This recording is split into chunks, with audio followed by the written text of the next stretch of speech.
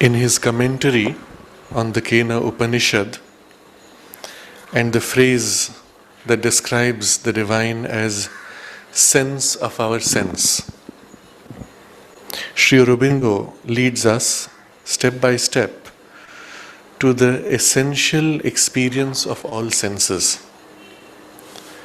Behind the physiological sensory organs is the mind, which is the one that sees truly, hears truly, smells, tastes, touches. And this mind is able to extend itself beyond the body, project itself across space, across time, across gradations of consciousness, in various kinds of occult phenomena or in spiritual experience. And in those perceptions, the mind sees through 5 senses. We see forms, we hear sounds, we touch things of other worlds, other domains. And therefore, Sri Aurobindo says, the Kena Upanishad is pointing us to this deeper working, not merely the biological organs. What is it innately in the power of consciousness to perceive that gives this perception of 5 different kinds? And in this description, Sri Aurobindo goes to the heart of all perception. All perception, he says, is essentially consciousness entering in contact with consciousness. Force of consciousness meeting force of consciousness. But this working of force of consciousness itself has various stages. And as we read last time, there are 5 stages which gives rise to 5 perceptions of force or workings of force. But why does force of consciousness meeting another force of consciousness see in this way? And this is in a line which was there earlier. Sri Aurobindo explains, the same force of conscious being which has made this form of itself, this presentation of its workings, knows it in that form, in that presentation. In other words, all consciousness being one in a sense, when this consciousness now rhythms out and takes on a particular appearance of form, it has chosen to take on this form. When that same consciousness now, perhaps through another agency, through another foci of consciousness, comes and approaches and perceives it the way it has represented itself. So when I, as a person who's conscious subjectively, become conscious of my own emotions, I become conscious that right now I'm happy, or right now I am angry. The experience of happiness or the experience of anger being a particular vibration of my own consciousness, when my consciousness turns to know itself, it perceives it the way it has represented itself, as happy or as angry or whatever. This being obvious to us when we observe ourselves, the same thing happens at a cosmic level. Because all is formed of one underlying single consciousness. And although I perceive the flower as separate, the consciousness within me which sees and enters in relation with consciousness that is flower is one consciousness. And because that one cosmic consciousness has represented itself in a particular rhythmic movement of force, which to us appears as flower, therefore my sight perceiving, my hearing perceiving, my touch perceiving, when it meets it, it experiences it in the way it has represented itself to itself, through me, through my eyes. Therefore all of us see the same flower, see the same color, experience in the same kind of movement of sound, the same elevation of experience, of consciousness. When, for example, a master musician plays the flute, and he plays a particular pattern, a certain rhythm, a certain nuance of notes, all of us experience its effect in us similarly. If all our experience of sound and form was merely a random pattern developed by the brain after birth through a series of contacts, then the same expression of music or color would be perceived by us, registered by us differently. When he plays this particular nuance of flute, we feel our hearts uplifted. We do not have one person saying, "Oh, I felt excitement," another person felt peace, another person felt surprise. We experience it the same way. The degree of our experiencing may be more or less. We may be blind to certain colors or certain nuances because of our inability. But the overall nature of the experience is common to all of us, and logically we may say to all sentient beings in the universe, whether animals, whether extraterrestrials, or whether disembodied spirits. All beings would experience that particular expression of music or of color or of touch similarly, with variations only representing limitation of capacity to perceive or to experience. And so we have here an extraordinary insight into the true nature of senses. Subsequently, in the portion we read last time, he describes how force represents itself to become form through 5 stages. This vibration of conscious being is presented to itself by various forms of sense which answer to the successive operations of movement in its assumption of form. In the discussion last time, we put it in this way: the crucial question, how does a consciousness which is formless, spaceless, timeless, unchanging essentially, become space, time, form, distinctions, separations of form, changing appearances? And these are the 5 stages of successive operation of movement through which this consciousness assumes form. We reread the portion because it is something which we must imprint deep in ourselves. For first we have intensity of vibration, creating regular rhythm, which is the basis or constituent of all creative formation. Now the key words here are regular rhythm and intensity of vibration. And this is the basis or constituent of all creative formation.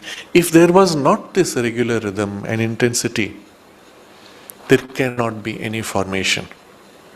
And therefore, as we discussed earlier, this essential original vibration of the cosmos, of the cosmic consciousness, we know as the pranava. Now popularly, in the tradition we say it is Om, not in the way we pronounce Om, but in the essential vibration of Om, of which the human voice can represent most closely in this way. But if you notice how it works in us, we don't say Om, Om, we say Om. What's the essential quality of it? A resonance, a sustained vibration. This is pretty much what happens in almost any phenomenon in nature where a force turns upon itself and begins to build intensity. Whether it is the wind blowing through leaves, which builds a kind of a resonance that you hear as a flute or a whistle, or if in the physical human electronics, the mic picks up the sound from the amplifier, from the loudspeaker, and there is a resonance. You hear the resonance building up into Om, and that's an Om also. But the principle is common. It is vibration which is taking a regular pattern creating regular rhythm and in intensity. In physics, we have a particular way of looking at matter where we say that all matter is reduced to particles.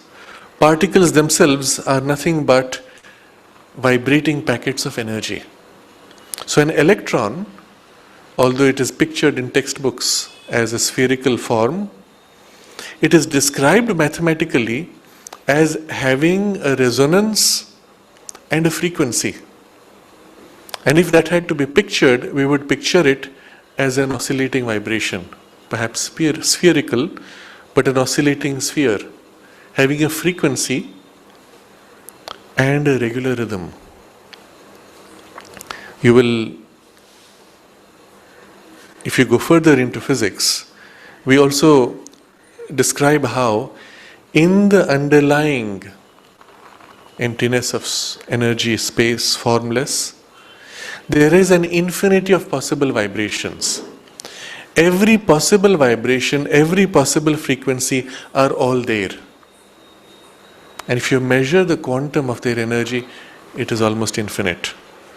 And so in the equations of quantum mechanics, they have to put limits, as if to cut off the infinity and reduce it to a manageable finite quantity. And yet that quantity is enormous. And out of that quantity, we actually deal with only the variations on that quantity, which are tiny. So it's as if you had the entire ocean spreading many kilometers deep, and we watch only on the surface the waves which are at best a few centimeters high. And such is the nature of the reality as described in quantum electrodynamics, quantum chromodynamics, and other physical models of reality. Everything resolves itself finally to vibration.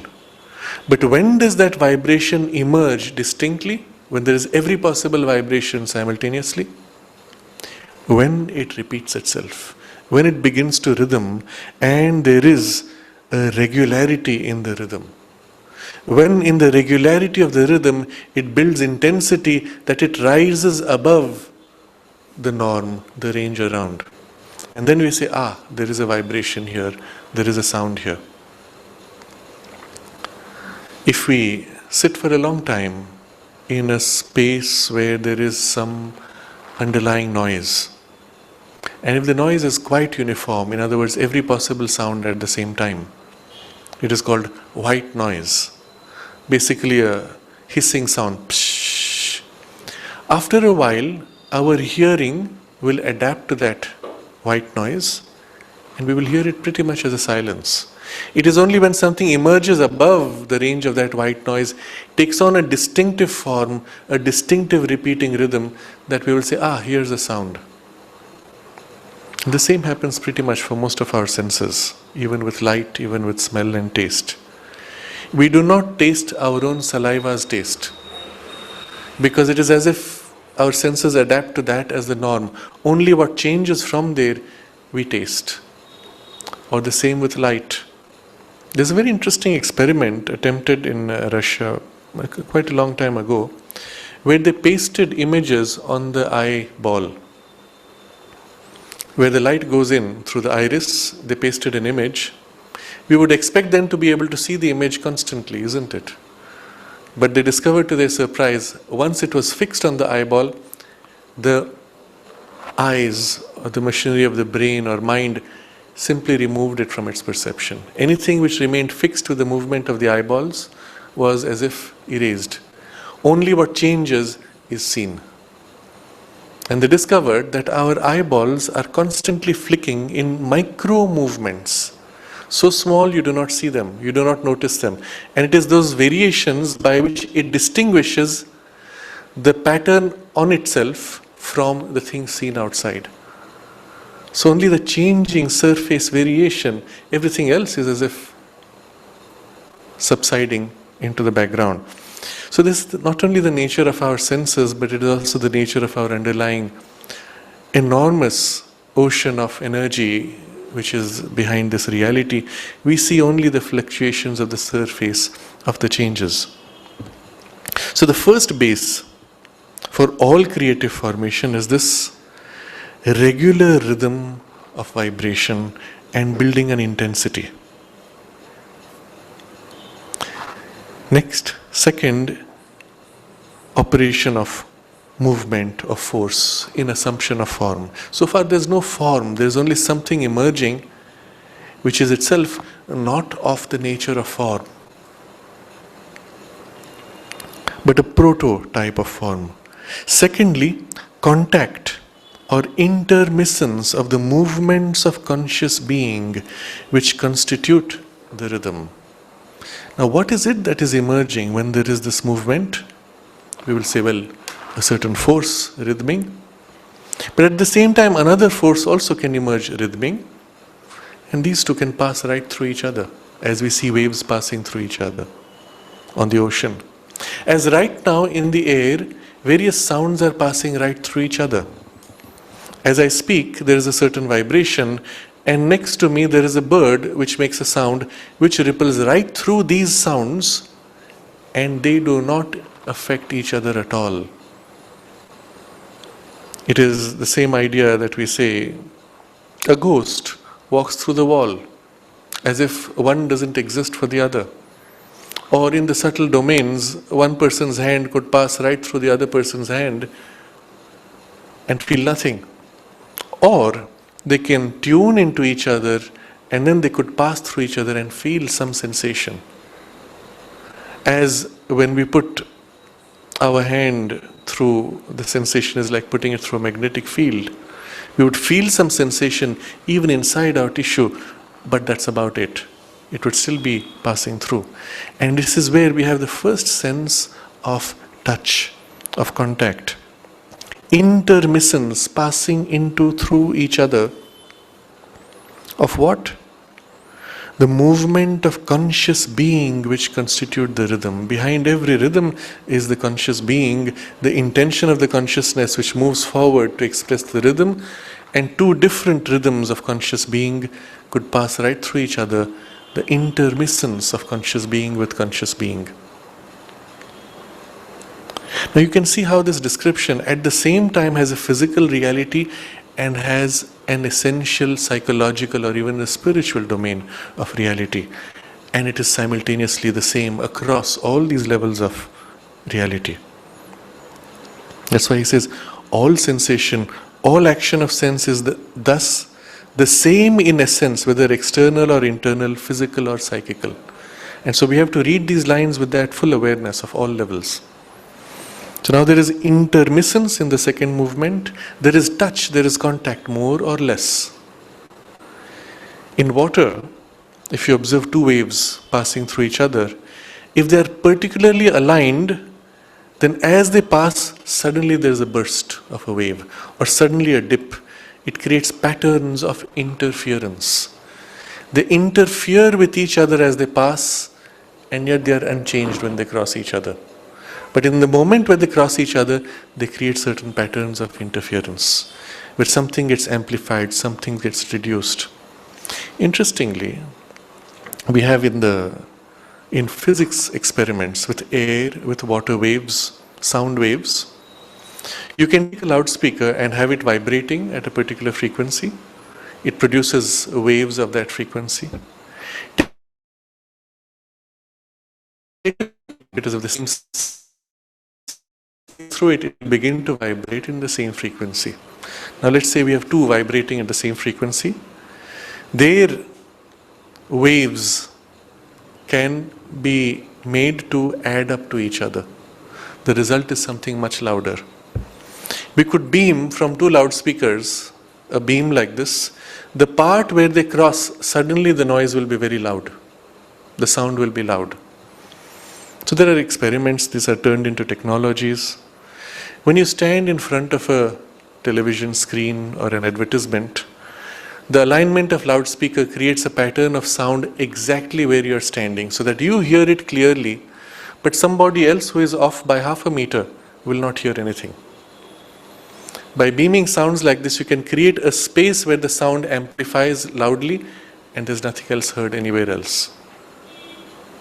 Or you could do the reverse. You could take one sound vibrating, another vibrating in the reverse phase. As this amplifies, this reduces. And the two cancel each other out. And the result will be a space in between where there is no sound, and around it there is sound. Or we have today noise cancelling headphones. You wear the headphones, on the surface are loud mics which pick up the ambient sound, and then they produce inside in the headphone the anti-sound, reversed phased. So the sound coming from outside and the sound coming from the loudspeaker inside, they cancel each other. You put on the headphones, switch it on, and there is silence. You hear nothing. It can be pushed to such a degree that the silence becomes even oppressive, because we are not used to hearing complete silence. It becomes even disturbing. So generally, to make people feel comfortable, they introduce a tiny bit of sound, a slight hiss, very low, so that we feel comfortable. Is silence, and I feel good. I'm going to push this to another level where you will see the physical reality of this principle. Let's say now, one object is vibrating, another is vibrating at the same frequency, and they are in resonance. Now the first object, if it is slowly moved away, the effect of the resonance is to create a suction on the second object, and the second starts getting pulled by that very vibration going up and down, synchronizing with its movement, creates a pattern that pulls it. If you push this one, the other gets pushed. And they act as if locked to each other, in touch, in contact. Although physically there is no contact. The only contact is vibration meeting vibration and entering in contact with it. Now you can see here why this principle is called the principle of touch and of contact. Because two vibrations, they pass right through each other. But when they are of the same frequency, they engage with each other. They get entangled. And the nature of that entanglement is, if one pulls, the other gets pulled. If one pushes, the other gets pushed. And so very interestingly, with sound waves, for example, we could beam them in a certain way to an object, and by modifying the pattern of the sounds, you can make the object move forward or backward, pull it or push it. Where is the contact taking place? Vibration meeting vibration.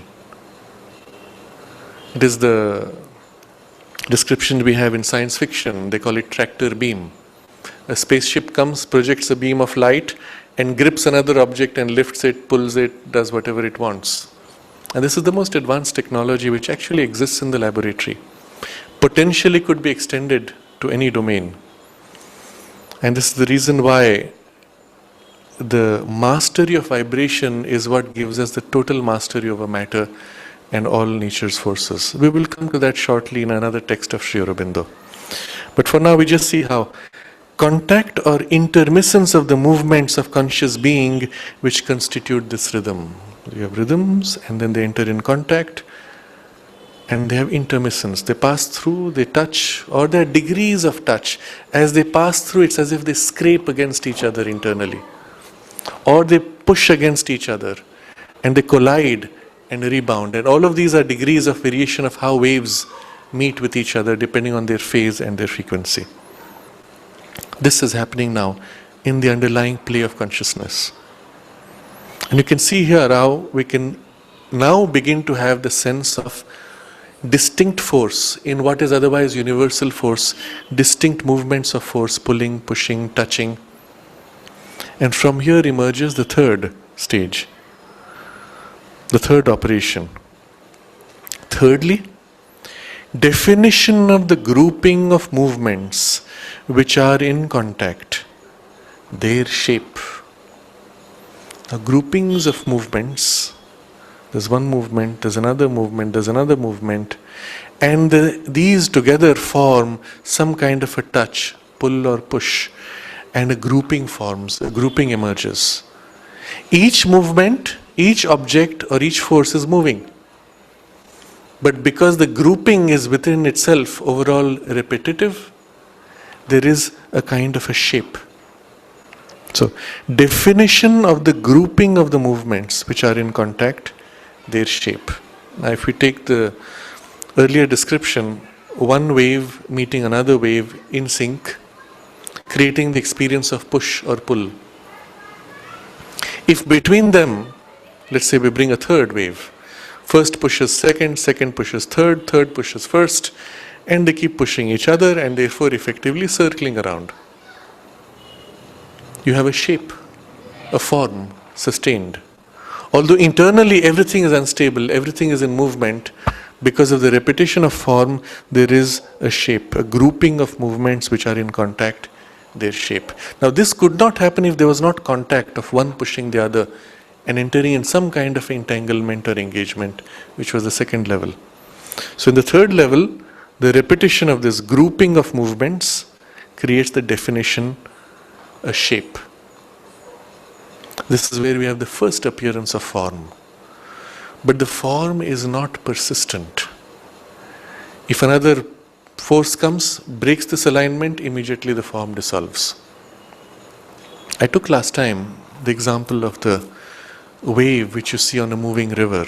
Because there's a rock below, there's something happening. There's a form appearing. The water is moving constantly, but the form seems to remain. But if there's another wave that comes, it could break it completely or neutralize it. Something is necessary to sustain the form, to give it a particular push or quality. In the river example, we saw a stone below. As the water pushes against the stone, it is pushed up, creates an upwelling above. So something is needed. And there we get, fourthly, the constant welling up of the essential force to support it in its continuity, the movement that has been thus defined. Something has to continuously pour into this to sustain the continuity. Essential force, welling up of the essential force to support in its continuity the movement that has been thus defined. Another way of looking at it here, if we look at what we do when we sing, first there has to be an airflow, pure force. But airflow as pure force would lead to no sound. Something has to vibrate. The vocal cords are vibrating as the force moves over them, creating the sound. This sound has to take on a shape. And so there's the whole movement of resonance taking place in the mouth. The sound bounces around. Various streams of the same vibration join, combine to create a particular form of sound. So I'm making the sound.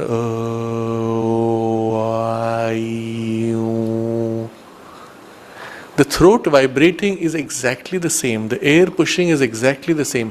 But as it moves through the vocal cavity, all the variations give it a particular form. These different combinations of the same vibration, spreading, joining, taking on a particular form. And so you have but the same thing. Still, the moment I am tired, there has to be some impulse that fills it. But notice the impulse in it was also my sense of the joy of the expression. I'm so happy. Oh. And in that sound vibration which was formed, there is the vibration of this particular joy, the delight, the intention, the mood, the feeling which fills it, which grows in it. That is what sustains. And fifthly, the actual enforcement and compression of the force in its own movement which maintains the form that has been assumed. So, something inside which compresses the force, maintains, enforces against opposition. If you see in the example we just took of the sound being made, this is most obviously seen when we make a sound which is a consonant. When I say p, b, something is in the sound which, when faced with opposition, persists and overcomes the opposition, refuses to collapse under the opposition. If I just do Oh. The moment I block the lips, the sound goes. Oh. The push, the force which holds the property, the form of the sound, and enforces it against contrary pressure. This is the fifth. Now you can see how these would be given very distinct names according to this quality being seen most commonly in the natural phenomena. So in matter, these 5 constituent operations are said by the Sankhyas to represent themselves as 5 elemental conditions of substance: the etheric, atmospheric, igneous, liquid, and solid. Sri Aurobindo explains elsewhere, and we will look at those texts next time, how these names are given because these particular functions in nature, these particular things in nature, are closest in type to these 5 operations of force.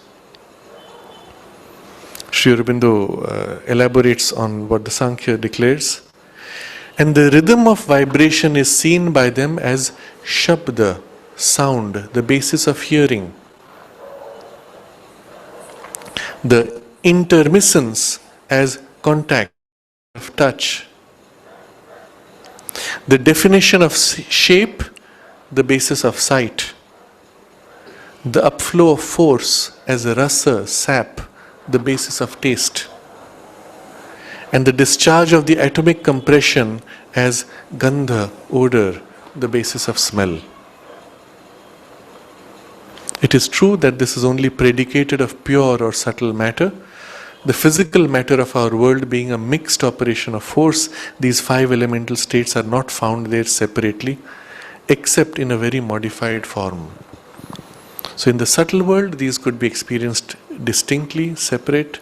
In the physical world, all 5 have to be mixed to create any form. But in the particular combinations, one of these can predominate to such a degree that we may pick that material and say, oh, this is only that. So we'll say, this iron, earth, is only solid material substance, Prithvi principle, earth principle. Or water, in which the rigidity of the combination is not strong, there is only the flowing, upwelling of the sap, the taste. We will say that is apa, liquid. Or where in the form, repetition in form, sustained grouping continues, and that is the most prominent quality, we will call igneous, fire principle, which is the creator of form. Igneous, as we saw, is derived from Agni in the proto language. Air is the one where you have contact only, you do not have any other thing as prominently as the touch of air, you see no form. So that is air principle, atmospheric principle, Vayu, Tattva. But it is only a correspondence. It is not the thing itself. It is not air which is Vayu Tattva. It is the closest human experience in matter corresponding to that. And finally the etheric, where only pure vibration. Now, these are, of course, in the physical domain mixed. The essential power of consciousness to perceive meets all objects in terms of these 5 workings of force.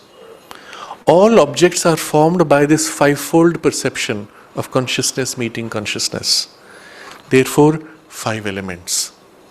Anything you take is perceived by consciousness in 5 different ways because of these 5 levels of working of force. Whether physical or subtle, or even in essential consciousness. On all levels, from the highest to the lowest, it is this which is the basis of the 5 senses. Now, Sri Aurobindo continues with this. We will go through this text and then move to another text where Sri Aurobindo elaborates on these 5. All these operations then, the sanjnana or essential sense must be able to seize, to make its own by that union in knowledge of knower and object which is peculiar to itself. Remember, it was pure consciousness meeting pure consciousness, taking in, perceiving, and it is happening on all these 5 operations. Its sense of rhythm or intensity of the vibrations, which contain in themselves all the meaning of the form, will be the basis of the essential hearing, of which our apprehension of physical sound or the spoken word is only the most outward result. So if you pay attention and try to feel rhythm and intensity of vibration, you will find it tends to take on the form of hearing. When you enter a space which is very quiet and you feel something there, you pay keen attention. There's no form, obviously. You're just feeling the vibes. You will see naturally it tends to be a kind of hearing. You as if listen to the space, and that's when you catch the vibes. Then, so also its sense of contact or intermittence of conscious force with conscious force must be the basis of the essential touch. Again, in that space, as you're feeling the vibes through the hearing, what happens next? You make contact. You as if come in touch with the vibes as you listen. And when you come in touch, you say, the vibes here are so soft and gentle, so harmonious, so light or heavy or whatever form it takes. So first there's a reaching out of the consciousness in vibration, listening, and then a kind of a contact made, and then we describe the contact of the consciousness. What's it like? Its sense of the definition or form of force must be the basis of the essential sight. And if at that moment you will find something concretely emerging in that vibration, perhaps you close your eyes or with your eyes open, you perceive, and there's a sense of a form. You have a visual description, it feels so bright, so clear. And then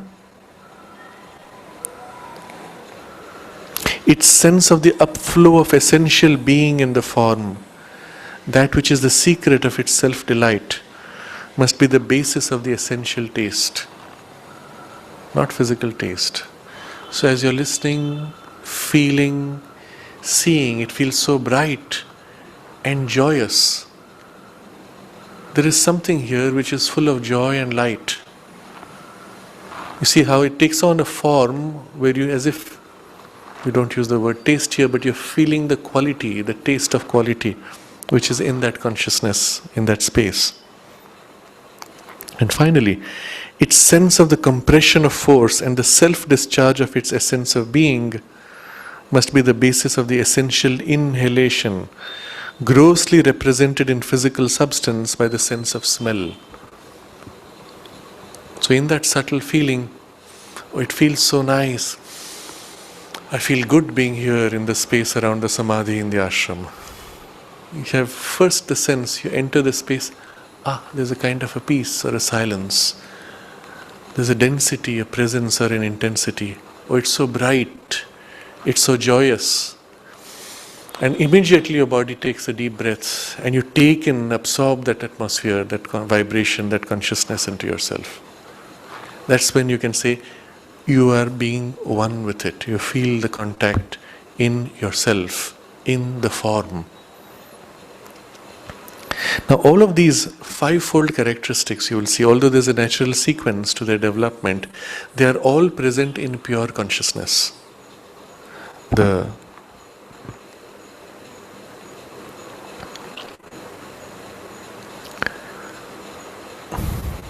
secret of self-delight, upflow of essential being in the form. Why does the divine want to manifest into form? There's a delight.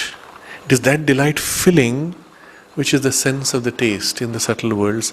In the physical world, of course, it takes a very coarse form. And in this way, each of these five has a particular character associated with the consciousness, a quality, an aspect of the consciousness, which fills to make for each thing to be what it is essentially. In the highest consciousness, these five tend to merge and join and become a single experience.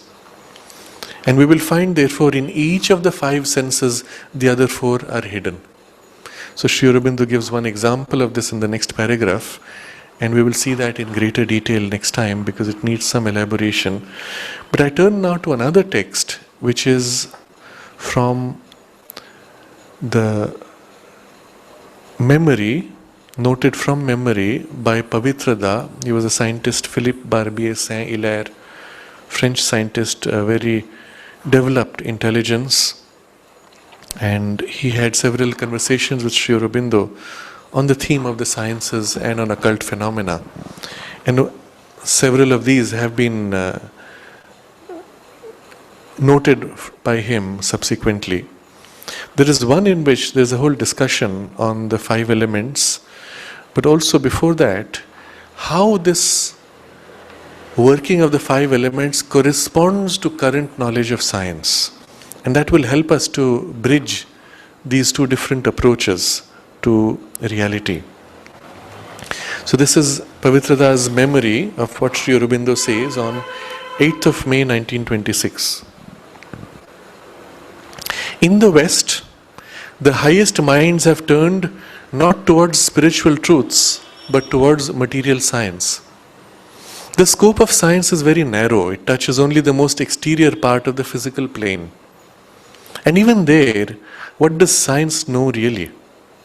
It studies the functioning of laws, builds up theories that are ever renewed, and each new theory is held up as the last word of truth. We recently had the atomic theory, now comes the electronic. You must keep in mind 1926, let's say 30 years before that, they said all matter resolves itself to fundamental atoms. And then they discovered it was not so simple, and the atoms themselves had something smaller, particles of electrons. And they said, all right, we have come to electrons, protons, neutrons, which are themselves variations of combinations of electrons. So, now you have the electronic theory. Subsequently, there was the subatomic particles, quarks, and so on. But you will see in each case, you observe something in nature and build a theory. It must be like that inside, therefore, this is happening. But the problem with such process is always we have to ask, why is it like that inside? And to explain that, you need something more. To explain that, you need something more. You never really get to essential either particle or quality from which everything else can be built up. Recently, the entire framework of subatomic particles had one missing particle, the Higgs boson, and so they called it God particle, because once you have that, everything will be explained. Having found the Higgs boson, we detect it in some very subtle signature of a particular pattern of a large number of statistical experiments. It is so unreal in the way the whole thing is done. But well, let's say we have detected it. It still explains nothing. It just fits a particular mathematical conceptual formulation. And so now they are thinking of another particle behind that which will explain this. And so it goes on. The Vedic perspective was very different. They went not by speculative construction, they went by a power of direct insight.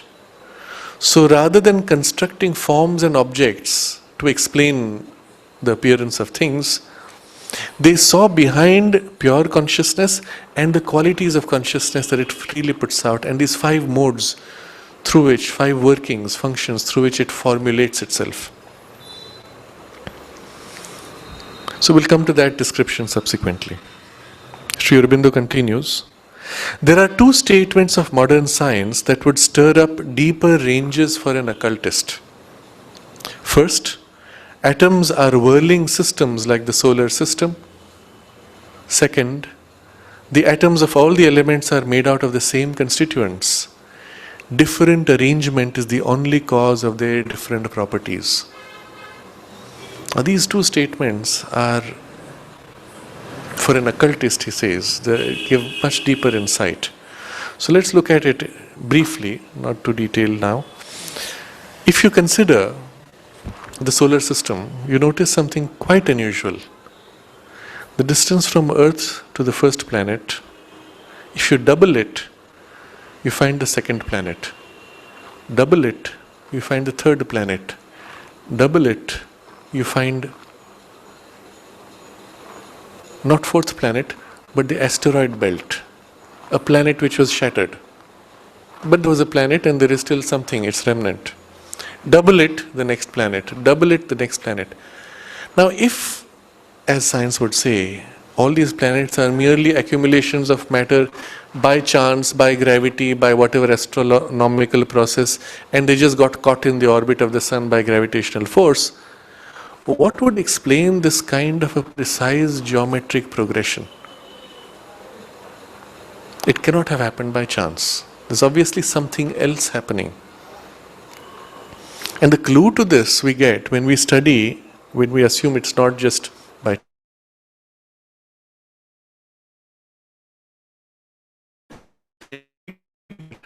and the electrons whirling around them. And in its most essential sense, what we see, not electrons as particles, but as waves of energy. And the waves would naturally resonate only at certain distances. In between, if there's a wave, it would not resonate, you would not see a form of particle. And suddenly the whole picture becomes very different. There is one continuous flow of energy within which there are waves, and there are certain distances where the waves acquire a resonant character and acquire the definition of as if particles being there. And there are many different, let's say, frequencies in which those resonances could appear, and that would account for more or less particles in each orbit. But the distance from the orbits are fixed based on the resonance. For an electron or a particle like this which appears to move from this to that orbit, there would be nothing in between where it can stay stable. It seems as if to jump. And so there begins the quantum theory, that a particle can only exist at a fixed distance and it jumps magically from one to the other. There's nothing in between. But actually it's no more a particle, it's waves resonating. You get a very different picture. And now if you apply this to the domain of the solar system, it becomes obvious.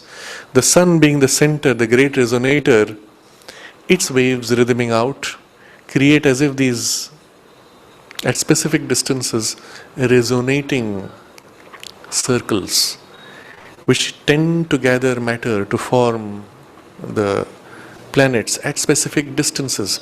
They cannot exist in between. They would get pushed inevitably to one or the other orbit. If you pushed another planet into the first orbit, that would get pushed to the next. And so suddenly the picture is very different. It's all waves and resonating waves. And the 5 elements you see here, they begin to acquire a very important role. But I'm just touching upon this to give you a sense of how one would begin to think if one looked at things differently. And then he says, all atoms are made of the same constituents. Different arrangement is the only cause of their different properties. What does it stir up for somebody looking deeper from the occult perspective? In the periodic table, you take Mercury. It has so many electrons, so many protons to match it. You remove one electron and one proton and suddenly it becomes gold. How did that happen? Well, that's how it is. Nothing is explained. It is only a description, a model created, nothing is explained. From one element, you simply add another electron and proton, suddenly the whole expresses science. Sri Aurobindo gives a vivid example. He says, you take hydrogen, you take oxygen. Both are gases, odorless, tasteless. You put a spark, suddenly they join, they combine, and you have liquid water with smell and taste. Completely different properties, expressing properties which don't exist in hydrogen, which don't exist in oxygen. How do you explain this? Well, science doesn't. The Vedic perspective is very different. It does not consider the structure of things, it considers the essential qualities of things, the Pancha Mahabhutas, the five elemental conditions. And what you are experiencing is a combination of these, creating a certain pattern of response of force, which to someone observing from outside gives the appearance of a structure. I'll put it in this way. If you are sitting inside a bubble of, let's say, elastic plastic, and sitting inside, each time somebody taps on the top, you push back. If they tap on the side, you pull in. Some pattern you create. One person sitting inside creating a certain pattern of consciousness, pattern of force.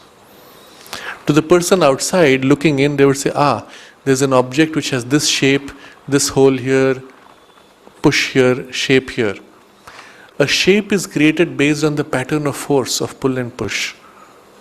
Responding to what? Another pattern of force of pull and push outside.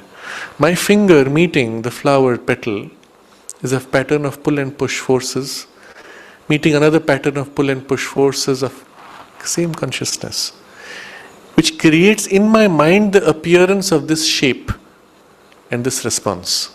That's all there is to it. So Sri Aurobindo describes it in this way in the Life Divine.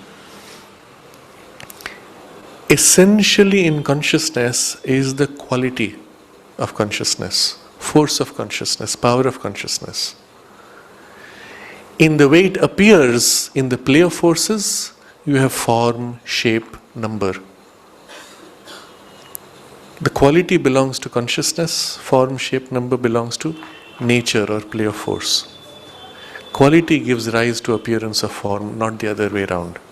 So now the whole of the occult science turns this on its head.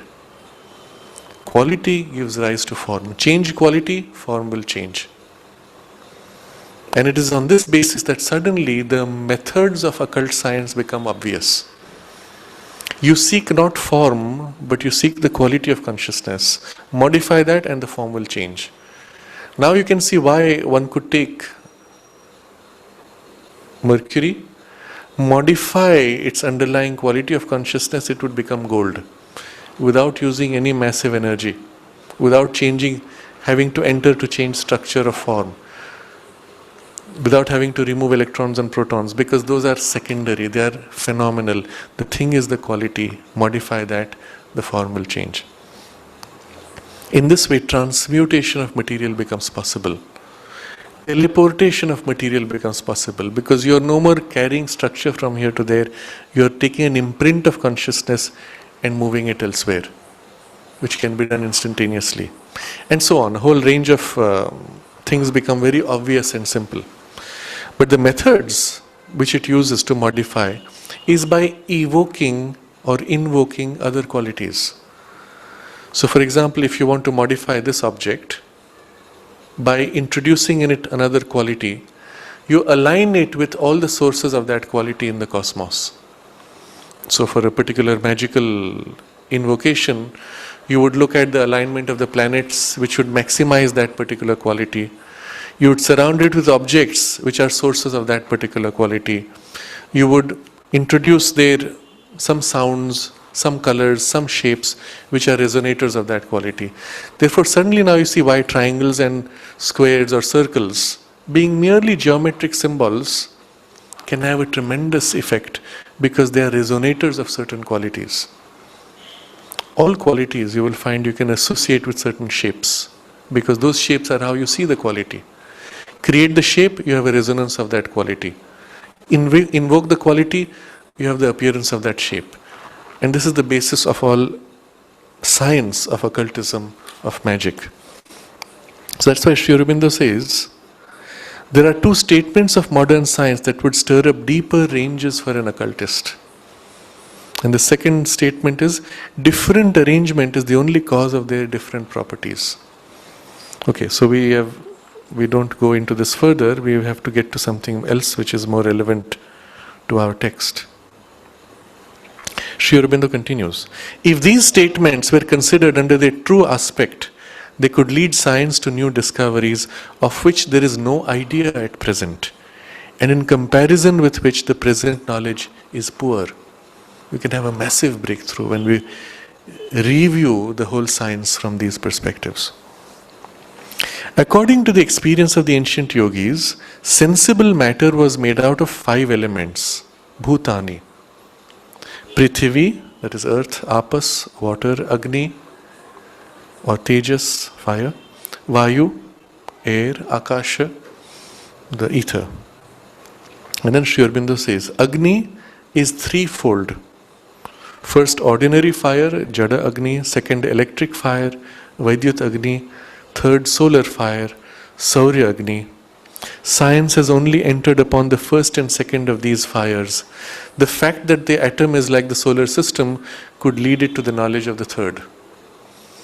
Now consider, Sri Aurobindo is describing science's entry into matter. It has first touched the most superficial aspect of it, which is the matter principle, what we have described as the 5th modification or operation of force.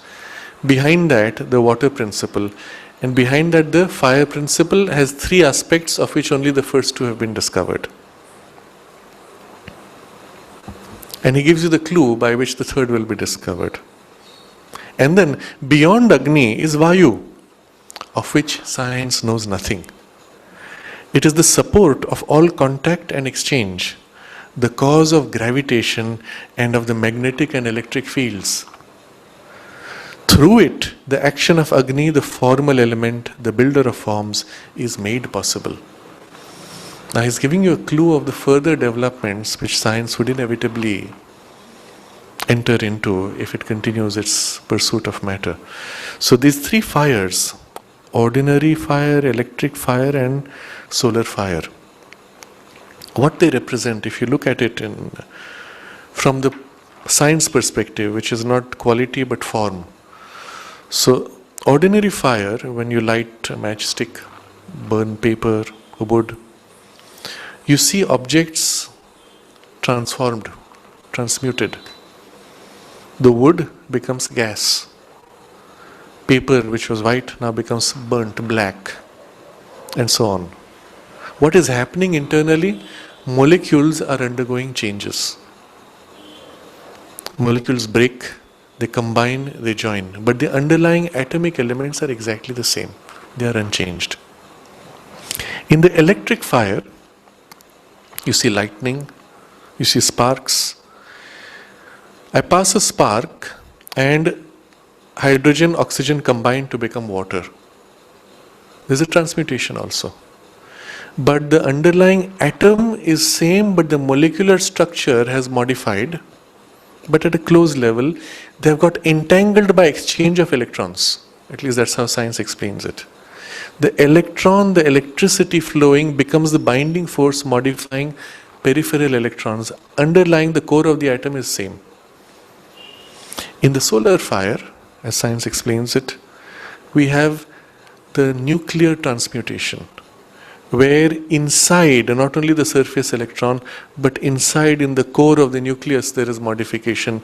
Neutrons are ejected, protons are modified, and there's fundamental transmutation of elements. Hydrogen becomes helium, and so on.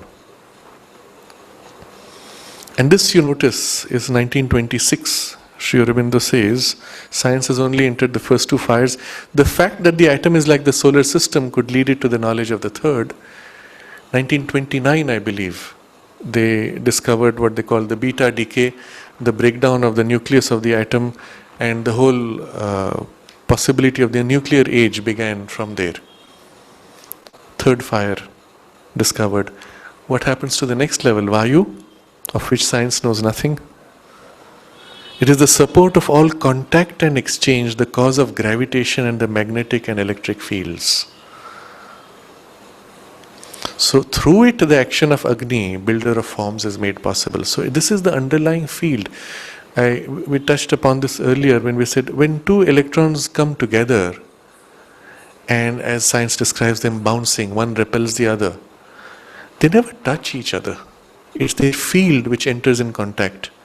It's the field in pattern of vibration which causes repulsion or attraction. And it is this field which is the domain of Vayu. The vibrations interpenetrating, entering in relation with each other, pulling and pushing. And here Sri Aurobindo says is the basis of gravitation, magnetic and electric fields. In other words, on this level we will find the connection between gravity, electric field and magnetic field. And once we are able to get that link, we should be able to modify gravity with electric and magnetic processes. It is said that there were experiments in this direction by the German scientists just before and during the Second World War. Many of them were readers of texts of the Upanishads. Naturally, they were exposed to the Bhagavad Gita and the Mahabharata, where there are descriptions of flying machines. Other texts which describe construction of flying machines, which are not at all controversial, they are well validated, quite ancient texts. One of them, which is dated to be about 8th century, describes the core of the flying machine as having mercury and a fire which releases from the mercury a secret power that allows the Vimana to fly off, overcome gravity. And it has been documented subsequently in documents released after the Second World War that German scientists had actually made explorations with mercury, rotating it at high speed under high voltages and things like that to try to overcome gravity. And it is said that they were successful. Now all of this is in the 30s after this conversation. But it shows us that the farthest that science can go is still very superficial in the domain of matter. Sri Aurobindo says, and beyond Vayu is the ether, Akasha. He doesn't comment what that possibilities that opens up. But these 5 elements constitute only the grossest part of the physical plane. Immediately behind it is the physical vital, the element of life buried in matter. Now, the 5 elements are the grossest part of the physical plane. There are subtler layers in the physical plane still. Forget the subtle worlds, we are still in the physical plane. And after the first 5 elements, there are the vital, the physical vital, the element of life buried in matter. J.C. Bose, Jagdish Chandra Bose, is contacting this element in his experiments. So you will recall, mentioning this earlier, Jagdish Chandra Bose did a series of experiments where he was able to show how the crystalline structure in metals grows in the same way as the cellular structure in plants and the cellular structure in muscles. They wear out the same way, they self-heal, repair themselves the same way. You take a metal bar and bend it until the molecular structure breaks. It becomes soft, pliable, weak. But you let it remain for a while, in a few minutes or hours, the molecules rejoin. Crystalline structure regrows. And he measured that growth process, measured the growth process of plant, measured the repair process of human muscle tissue, exactly the same. He placed graphs and challenged scientists to be able to distinguish one from the other. They could not. Now this life process taking place in the repair of muscles is the same life process in the plants, is the same life process in metals and in crystal growth. And this is what Jagdish Chandra Bose was tapping in his experiments. And then Sri Aurobindo says, beyond that is the mind in matter. This mind has a much different form than the human mind. Still, it is a manifestation of the same principle of organization. Now consider the implications if we could, let's say, wield this life force inside matter. We could actually stimulate crystalline growth in any way that we want. We could make crystals grow to create complex structures lifelike, like human tissue. In other words, we could create in matter, in metals, the appearance of living systems. Make the metals capable of self-healing, maintaining their shape the same way as our muscles self-heal and maintain their shape. And a whole new possibility of machinery is available. And into that, if you can awaken and wield the mind in matter, you could make those machines, metallic machines, living metallic machines, to be intelligent. This is the acme of what is being attempted at a very crude level today in the domain we call robotics, where the mind element is imitated by a computer, the life element is imitated by actuators, pistons, and various crude devices. But here, once this technology is mastered, you would not need to create separate devices. The material itself would be capable of intelligent self-healing.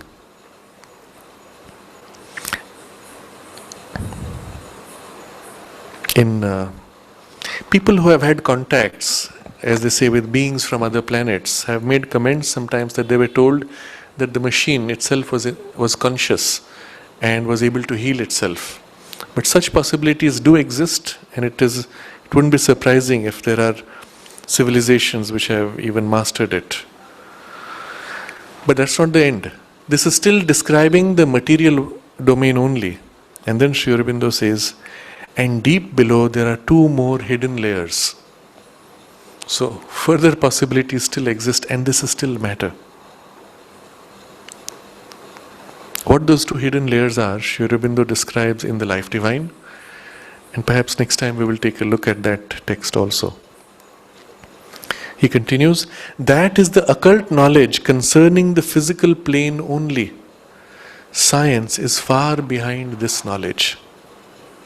The Hindu yogis who realized these truths did not elaborate them and turn them into scientific knowledge.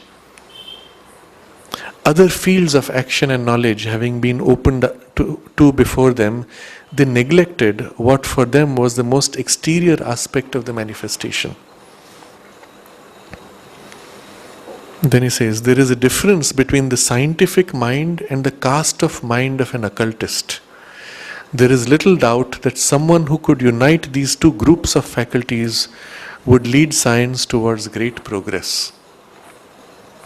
So cast of mind of occultist sees inside out, sees from within, sees from the consciousness perspective, sees life and mind as realities and matter as expression of that. And so if you're able to see things from both ends, it's possible to do extraordinary breakthroughs. Now, from here begins an elaboration based on questions. So Pavitra asks, did science study the first three tattvas? What, for instance, is apas, that is water principle? Sri Aurobindo, it is the element that makes life possible, the desire which is the source of life. Remember we were discussing how it infuses and sustains the form.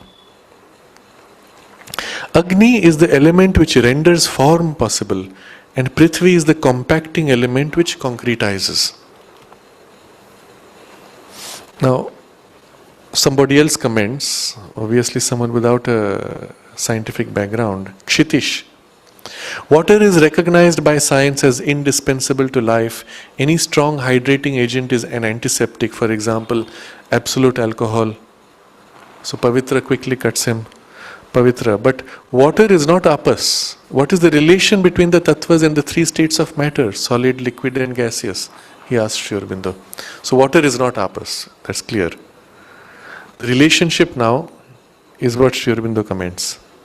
These states of matter are the most exterior manifestation of those elements, and they are in correspondence with them.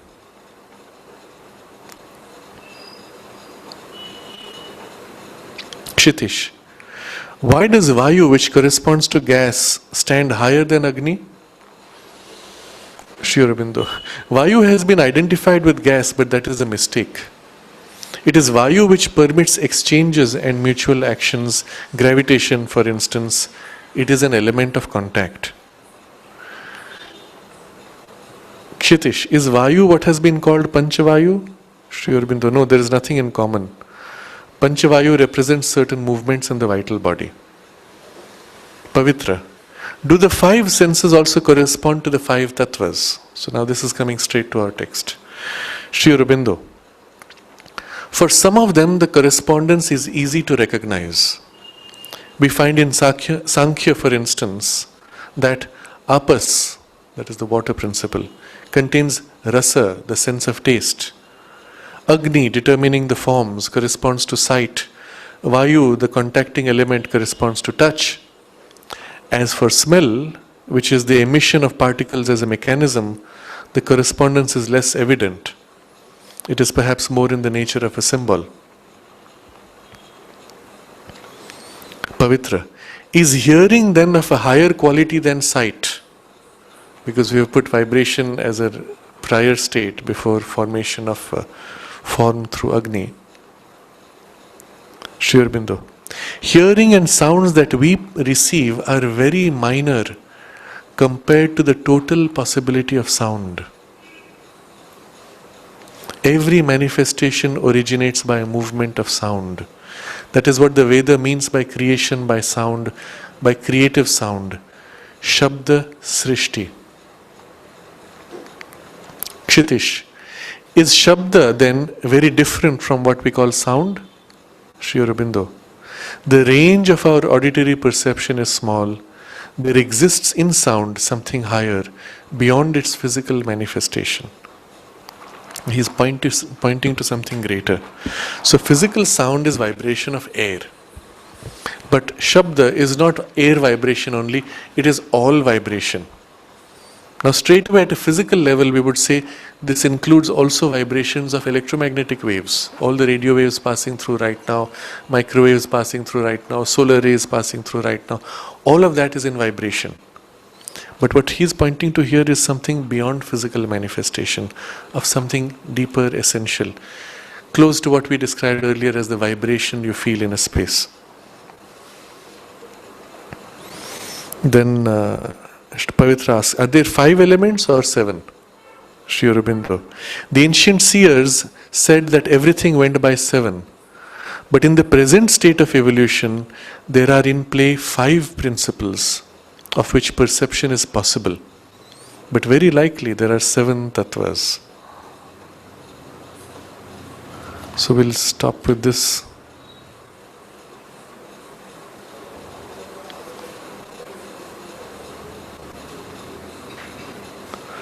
There are some questions about occultism and science, which we don't need to worry about. Here, Kshitish asks, what corresponds to the tattvas on the vital plane? Sri Aurobindo, there are evidently correspondences, but we enter into a far different world. So as we have seen, the 5 senses can still see there, but the experience of the senses is totally different. What would be the further 2 senses of the 7 tattvas, if at all that has to be? And Sri Aurobindo, in our text we have studied, commented right at the beginning of the chapter, that there is an Upanishad that speaks of 7 rather than 5 senses. So we will briefly touch upon that next time when we will read some other text of Sri Aurobindo where he has discussed the 5 elements, and we will consider what the other 2 could be if there are to be 7 elements. And so we'll continue this next Sunday.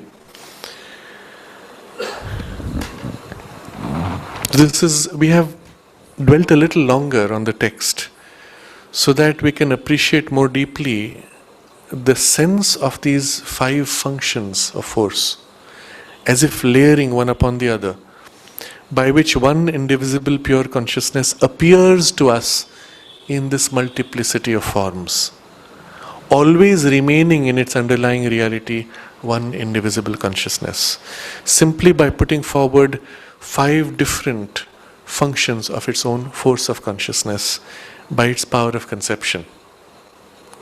This being the reality, we remind ourselves again that this whole universe that we see and that we enjoy is nothing but the self knowing itself in infinite possibilities, expressing infinite qualities, ananta guna, playing out those infinite qualities in infinite combinations and in waves and waves of infinite combinations, all of which we experience as a progression of forms, of possibilities, of new possibilities emerging in an evolution and still newer possibilities emerging. All these are powers of consciousness unfolding gradually to its own perception. Like a great dreamer or creator, exploring his own creative powers and drawing out from himself unending possibilities, layering them and developing them. We are characters in the play, as if conscious, narrow focal points, experiencing from inside the play this reality of the self enjoying itself, like fish or like bubbles inside the ocean, experiencing the movements of the waves and the foam. And it is possible for us to break free from this narrow identification with the bubble and know ourselves as the whole ocean and enjoy its play, its creative play, even as we enjoy observing it from the perspective of the bubble. And that's the nature of the yogic journey and the liberation of through yoga. We can meditate on this for a few minutes.